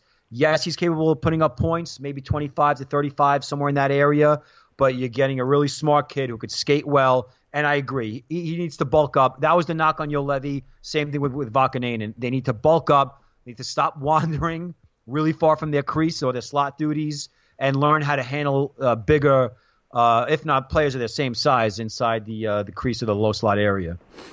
And I wanted to use the Vekananen conversation as one thing that I wanted to address, or basically just ask your personal opinion. In the 2017, when he was selected, was the 2017 draft a better draft for forwards? Because when I read some of your stuff and a lot of the stuff from Dauber and other draft stuff that's so good to read, I'm kind of getting the bottleneck down that 2018 is the better defensive draft. Yes, absolutely. So you would. Yeah, go ahead. I'm sorry. No. I'm just saying you do agree with that. Yeah, absolutely. Now listen, 2017, I called it a weak draft, and I called it weak for one reason. It was very top heavy. Some people might say that what you call a draft weak when it doesn't develop any stars or things like that. I consider a draft weak if it doesn't have depth, right? So if basically a guy that would be drafted late in the first round is no different from a kid that could have been drafted in the middle of the second or middle of the third. And plus, if you took, I know that this is a tough game to play, but some people play it, and I like to play it sometimes too, is if you took prospect A from the 2017 draft and put him in to the 2018 draft, if you based on his age and development, where would he rank? So would Vekananen be the 18th overall pick in 2018? And sadly for you guys, the answer is no. He wouldn't be, but because of the weakish or thin crop that 2017 offered, he was almost a middle of the pack kind of pick.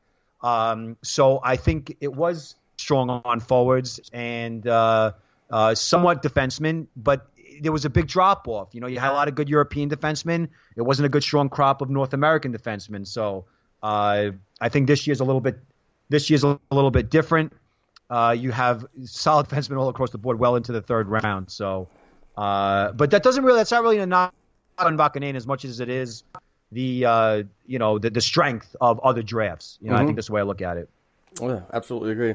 And to round off the Bruins prospects in the 2018 World Junior Championships that were held in Buffalo, I'm a huge fan of this guy, Oscar Steen.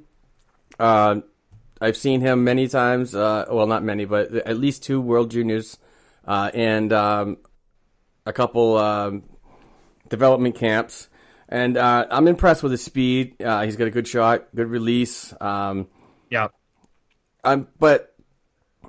And he did have a good tournament this year. Yes. But the one thing that I was kind of disappointed in him was the game against the U.S. And particularly at the end when Sweden was up by 2 goals. And whether you're up or not, you know what I mean? I was kind of disappointed in the action he took against a player like Kale Yamamoto, and kind of hacked him in the leg a little bit. And I thought that was, I'm not gonna base my total opinion on those actions, but there's something he has to work on as he works his way up to being a professional. But he does have some really good attributes as a young player moving up, and I think he'd be a solid addition to the Bruins' depth, and I look forward to seeing him in Providence, obviously to start off. But your thoughts on Steen? Well, the thing is, to start off, I liked him too. I had him ranked relatively high-ish, higher than I think he was taken in the 6th round. And I always liked his shot. I always felt he had natural scoring ability, and plus he's not big. He's kind of decent size, but he's got very good wheels.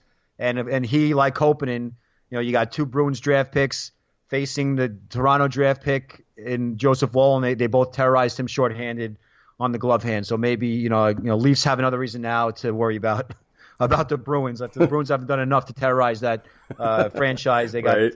They saw their top goaltending prospect, who was a high pick. What was the second round pick? Or was he a 3rd round pick? I forget, but.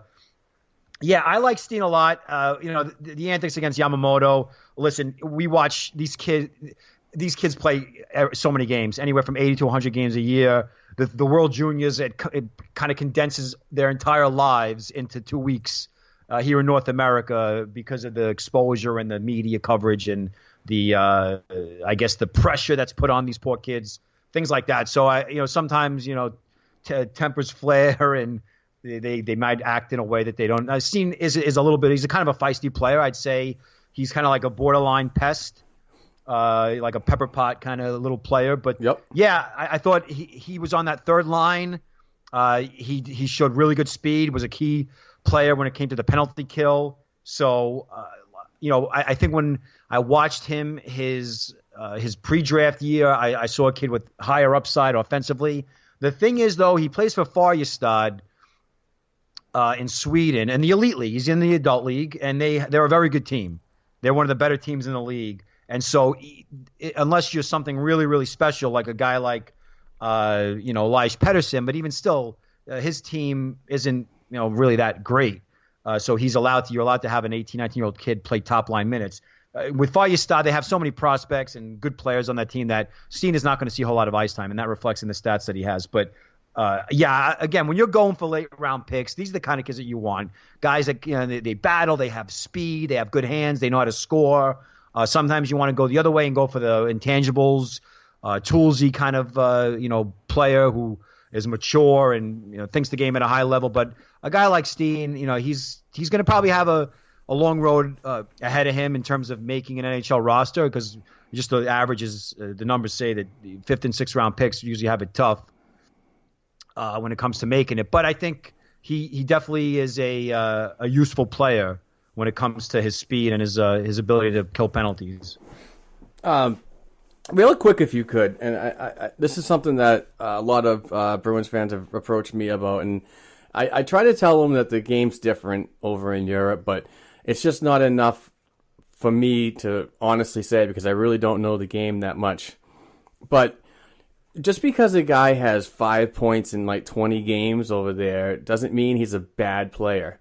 The ice is huge, and there's a lot more mobility. There's a lot more skill to be brought in that. It's not all offensive skill, but the bigger ice, smaller ice, and difference in league is not a knock on a player like this. Is that correct? Yeah. Here's the thing about stat watching, and I before I started doing this, when it came to giving my opinions on prospects, I was just like pretty much everybody else, where it's like, oh, well, this guy had 3 goals last night, so he's got to be a good prospect, and he's doing well. I think as the more I've been doing this and the more people I talk to and the more exposure I have to the different leagues, you realize that the stats, you got to throw them out the window. And especially when it comes to the major junior hockey. And the example that I always use is just to show you how fickle fans could be. And I say fans because it's mostly us fans, because I know that GMs and scouts, I don't think they think the same way that we do when it comes to evaluating a player's progression or development. But it's so odd, isn't it, that if a player is in a lesser league, like in high school or in America or in major junior in Canada, right, and they have like 50 goals, right, and they're just beating up all the 16 and 17, 18-year-olds that they can, right, is a better prospect than the guy in Europe who's playing against grown men, guys that have played in the NHL before, is a fourth-line player and only has, let's say, 5 points in 40 games. And aesthetically, when you look at the numbers on a piece of paper on a screen, and you say, well, 50 goals is definitely better than 4 goals. It's just how it's the mentality that fans have. And I'm trying my best to maybe not really educate, but to make the observation, the recommendation that when you're looking at a player's stats, you got to look at the whole, all things considered. You got to look at the kid's role. You got to look at, is he progressing? So if he played 9 minutes last year, is he playing 13 minutes this year? Things along those lines. So when it comes to Europe, first of all, it's so different. The lifestyle is different. The culture is different. The on-ice culture, the flow of the game. Europe is even a more defensive-oriented game than people might think. I think it's tougher to score in European leagues, elite leagues, than it is in the OHL, the CHL. So and that actually stat watch. Yeah, that actually surprises me with so much more open ice and ability to move around. That it's so much tighter. You would think that it would be more. It's just a system. Yeah. It's not like it used to be. I'm a product of the 70s and 80s, and I remember those free-flowing open ice games. When you play European teams now, it ain't like that. The goalies, first of all, the goalies are bigger, the equipment's bigger. So in a way, even though you have that small advantage in terms of ice surface, the game itself, you look at teams like Switzerland, and they all play it. All the World Juniors, there's no run and gun. The Russians were epitomized run and gun. They loved running and gun. They just had really good sound defensemen who could play both ends. But every game against Russia is a tight checking, hard-fought affair where a lot of things is kept to the outside, and a lot of the European leagues are like that as well. Yeah. Let's jump away from the World Junior coverage, and again, thank you very much for everything you've done this year. Oh, no problem. I look forward to the 2019 now. No, hey, hey, I said it. I'm going to Cabo, man. I'm going to go to the Bahamas. I am not. I spent. You understand how much hate I've gotten? So much like hate mail, and because I put where players ranked when I tweet about them, and the way that they've covered this junior tournament, this last one, because of Rasmus Dahlin and Andrei Svechnikov and Philip Zadina, I said, I can't take it anymore. Yeah. I said, I don't.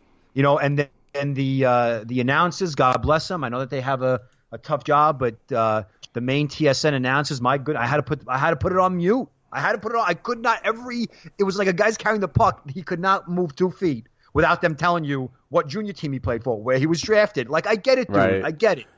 Just like everybody was drafted. Everybody on Canada was drafted. Okay, so there's no need to tell everybody where they were drafted. You could do that during the break. Yep. Like, oh, there's Drake Batherson. He's an Ottawa prospect. I don't need to know that he's a second-round pick or a sixth-round pick or whatever when he's about to score, a goal. So, anyway, next year is going to be a very toned-down version. I'm not going to I know, a lot of people like what I do, but it was too much this year. Yeah, I was actually very surprised to see that tweet. Like, I'm taking a break and so on. But, I whatever you do, I just hope you do it to the best of your ability, bud. And yeah. I'll be on the beach. I'll still have my blog open. I'll send out reports and things like that. But there you go. I think the Twitter will be a little quiet. Yeah, it's just funny how Twitter is with people's opinions. You know what I mean? These aren't final rankings. These are your thoughts, and it's so weird how people just can go off on that. Yeah, some kid the other day from a message board, he sent me a direct message and said, "You have no credibility. You will not ruin our chance to have the first sweet pick first overall in 30 years." Oh, literally, that's now. It's not like I'm not getting the kind of hate that Leah Sanderson got for throwing the medal into the stands, but it's just amazing that people will take the time. Like, it's okay to disagree, but like, hey, I disagree with your opinion, but people, hey, people are going to keep being people, I guess. Exactly. All right, stepping away from the World Juniors, I wanted to talk about 3 college players at the Bruins prospects. Ryan Donato is just having a career year in the ACAC with the Harvard University. And a lot of people think that he's going to possibly, I believe from the people that I talked to and his father, Ted, that I'm getting the notion that he wants to, education is first for him. But there's a lot of people saying that he could leave school early to become a pro. Well, I don't remember. I don't know if I remember Ted when Ted was on at Harvard. They won. I think they won the Beanpot, or he played for the Team USA Olympic team in '92. And so I think right after those Olympics, both he and Steve Hines, if I remember correctly, went right from Team USA to the Bruins. I don't remember if it was his senior year or if he went back and finished up his degree, but. So that could play a part in it. I know that he's definitely the best player on the Crimson this year. They're not having as good as a year as I thought they would. They have some pretty strong players on there. They got Adam Fox. They got Jack Bedini. Next year they'll be getting Oliver Wahlstrom. So I thought that maybe they'd be doing more. But I watched the game the other day against who was it against? Was it against Quinnipiac, I think? And yeah, he was super impressive. He's an athletic kid, really good skater. His dad was more of like a two-way guy with some skill, good puck handling, and a good playmaker. But Ryan's more like a finisher, and he's got pretty good size, strong on his skates. And listen, he's had a really good year. He's a Hobie Baker nominee, one of the many nominees that they're gonna, I guess, whittle it down to finalists pretty soon. I think didn't he just get named to Team USA for the Olympics as well? He did. So he's going to follow in his father's footsteps. He's going to actually play in the Olympics, which is from a prospect standpoint, you want to see younger kids play. I grew up with all the U.S. Olympic teams were kids, so it's good to see he's going to be there as well. but he's really progressing well, and he scored a huge goal in that game against Quinnipiac. And in fact, he almost won it. He had like a wraparound that almost went in at the last minute. So you like to see that. He was I think he was a later round pick, but the fact that he's a leader on his team, Team USA thinks very highly of him.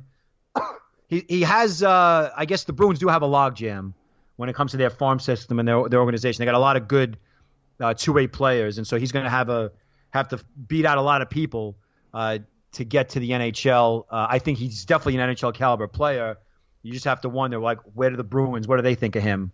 Who are they going to knock below him on their depth chart, and who are they going to rank above him if he's not, let's say all the way at the top? So, he's the kind of kid that now the only thing is I don't know if he'll, by playing for Team USA, I got to look at the calendar, but I don't know if he's going to miss the Beanpot, which is, of course, is always a big deal. So, but yeah, definitely one of their better non-NHL or AHL prospects.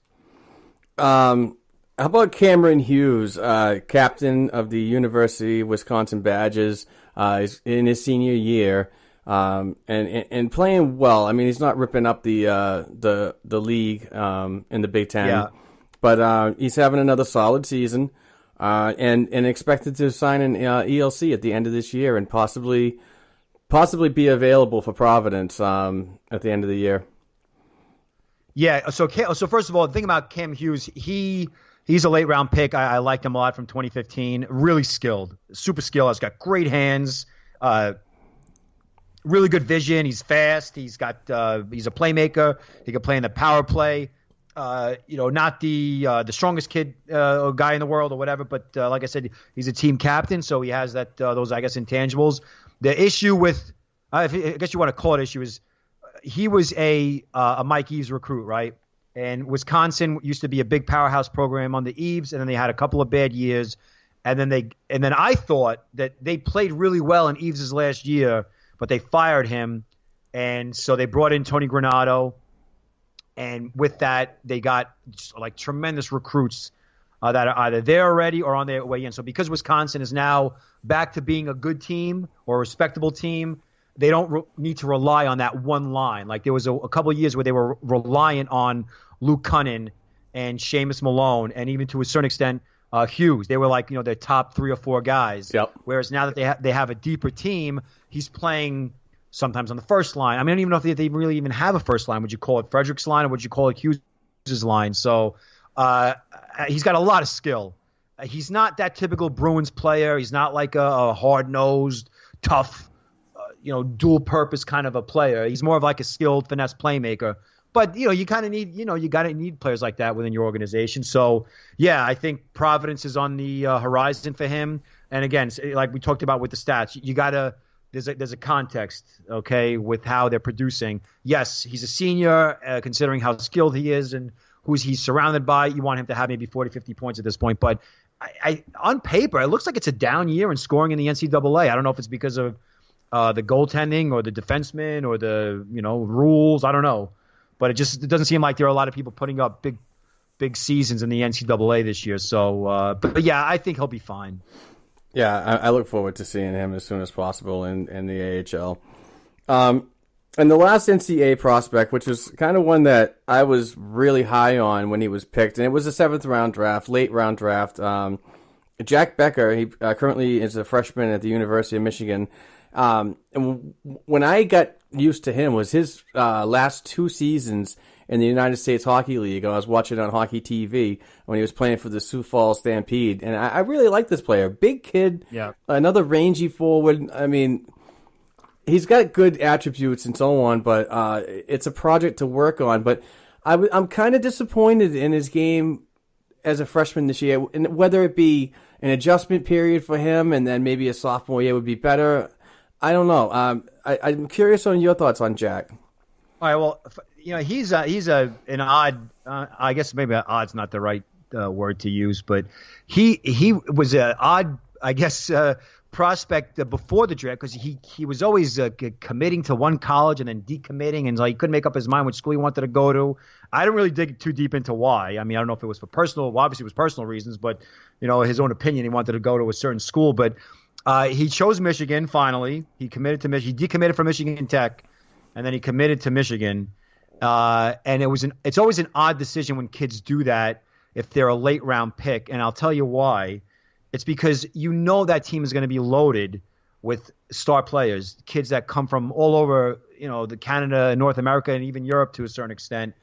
And you're going to be really, really fighting for ice time, where sometimes it might be best to go to a lesser known school. This is listen, I'm not going to play God here with these kids' lives. I'm just saying, maybe he liked Michigan. Maybe he has relatives in Michigan. I don't know. But from a hockey standpoint, that's the problem with him, is he hasn't been able to play. He just doesn't play. He plays, I saw him play, I think it was against Ohio State. And he doesn't play a lot, but he does get make the most out of his shifts. He's a big kid, like you said. He's got soft hands. He skates really well for a kid that big. He's a thick kid, but he actually moves pretty well. So the issue is, listen, Michigan's a good team. They got offense up and down the lineup. They're an experienced senior team. So I would say with Becker, you got to be a little patient, because when those guys, Cooper Marody and I forgot the other kid's name, but off the top of my head, Lockwood. When these kids move on and they go to the AHL or wherever they go, then it's going to be like, okay, because that's how college always is with these young kids. They're not going to give, unless you're a star freshman, they're not going to give a 7th round pick, 20 minutes a game. So be patient with him, but I definitely like his skill set. Yeah, I think I read somewhere a couple articles about Jack and his decision to go to Michigan was the new head coach or the returning head coach that was there at one point, went away for a while, and then came back. And I don't remember his name. I should have taken it down in my notes. But I think that was one of his big decisions. Whether he was a former coach at with the Stampede, the USHL, or what, and he was just following along. Okay, all right. That could be. Sense. Yeah. So wrapping up all the NCAA and the prospects, I wanted to finish off with this one, and actually you brought it up to me in our pre-talk discussion, pre-recording discussion, if you say, is all the hype about Matt Barzal and the Bruins not selecting him and rather going with defenseman Jakub Zboril at 13, Jake DeBrusk at 14, and Zach Senyshyn at 15. And I know you're going to have a lot of great things to say, and try to give the fans and our listeners a little perspective on why this happened. Yeah, well, first of all, this is really for Bruins fans and not for anybody else. So what I'm about to say. Now I had Barzal ranked 6th in my last mock draft in 2015. I thought that anybody who was out west watching him, the Bruins watched him because they drafted DeBrusk, who's also, he was with Swift Current. So Barzal was with Seattle. You saw a special player. You knew that Barzal was a special player. The issue with Barzal, I'm guessing that during that year was his knee. He had, I think he had a busted kneecap or something. I mean, it could be a very serious thing, but he came back from that injury, and it's like he never missed a beat. And he was Canada's best player at the Under-18 World Championships that year. Canada win. I think they lost in the bronze medal game or the 4th place game or whatever you want to call it. But you knew Barzal was going to be a high pick. Now, the fact that the Bruins had those 3 first-round picks, it was the smart thing to do. And the players that they chose, you can make a justification for every single one, right?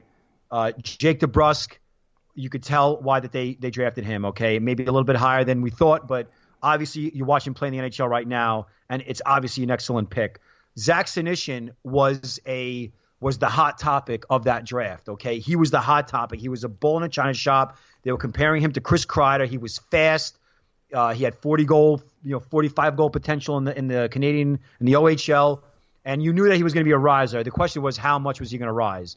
And Zboril, listen, the Bruins needed defensemen. It wasn't, we could look at it now and say, well, the Bruins are so deep on defense. At the time when they made the draft, they weren't, and that's why they drafted guys like Lauzon and Zboril early. Now, as far as the criticism about Don Sweeney, my beef isn't really with Don Sweeney as much as it is the interview process that apparently the Bruins decided to do, and other teams do with their players, where they put them through a very tough interview process, and they decided whatever they decided, partly because of that interview process, I'm assuming, that not to take him. Now, the Bruins made a mistake. If we could go and say, okay, well, Barzal's going to be a Ross Trophy winner or a top 5 star player in the league, so on and so on. The Bruins are struggling, but they're not. The Bruins have proven, whether it be Chiarelli's drafts or Don Sweeney's drafts, they've proven that they're able to draft good, solid NHL players, guys with star potential.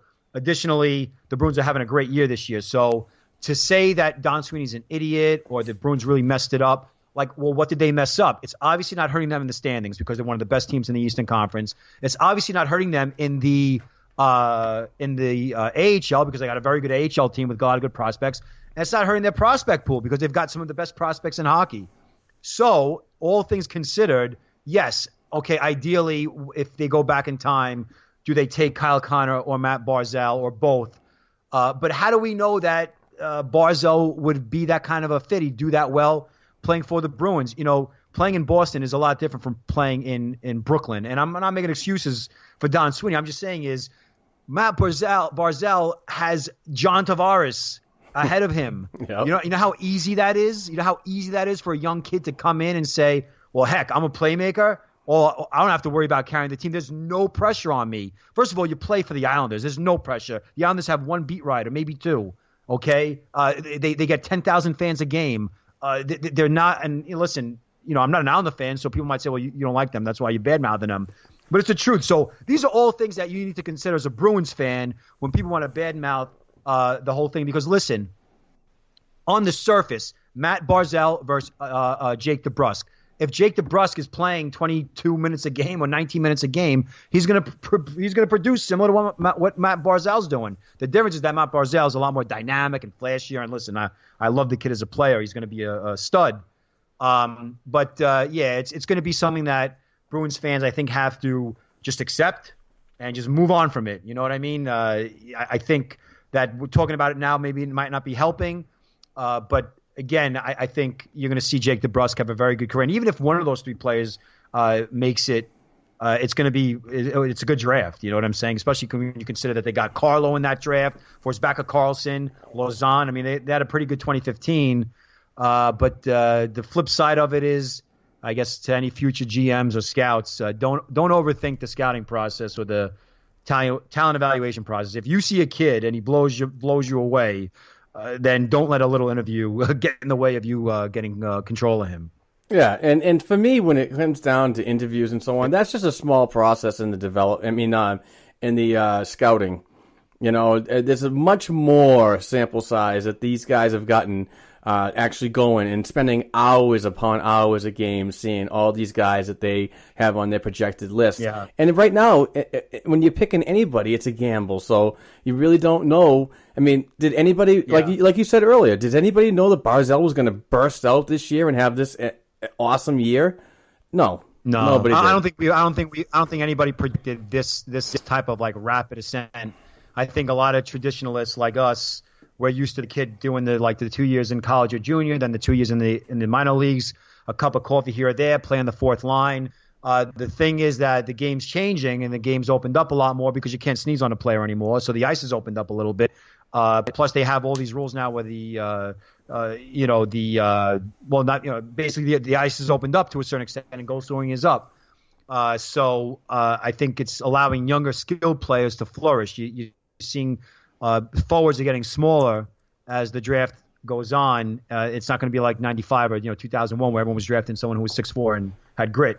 Now they're going for these Barzal type players. And in addition to that, Barzal's had the fortune of playing with Jordan Eberle, who was a very good skilled player.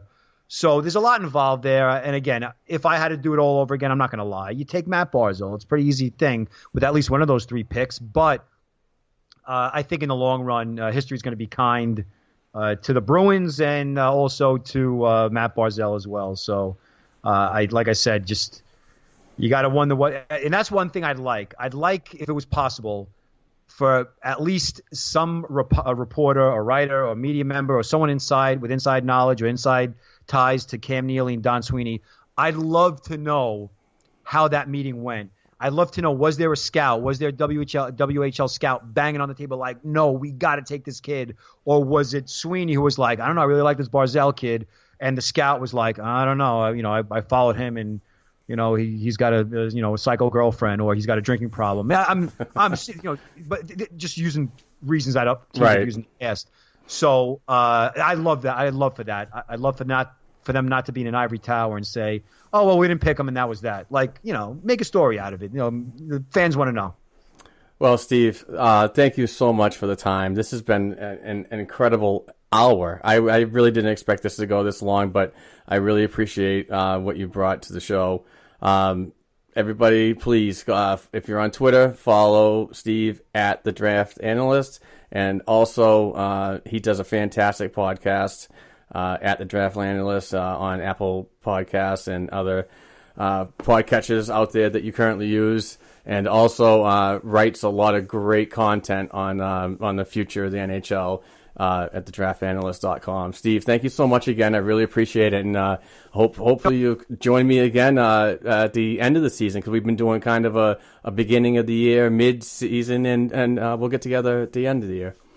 Yeah, no problem, Mark. Thank you for the kind words. And like I said, likewise with your blog and the work that you guys do. Black and Gold Podcast is great. And yeah, any type of pre-draft stuff you want to do, and also post-draft, no problem whatsoever. I'm always available for you. Awesome. Thank you very much, Steve, and take care. All right, man.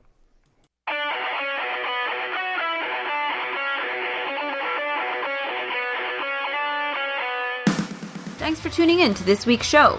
You can follow the guys on Twitter at blackandgold277, at Court Lalonde, and at Rob40Bruins. You can also send us an email to the show's account at blackandgoldhockeyblog@gmail.com.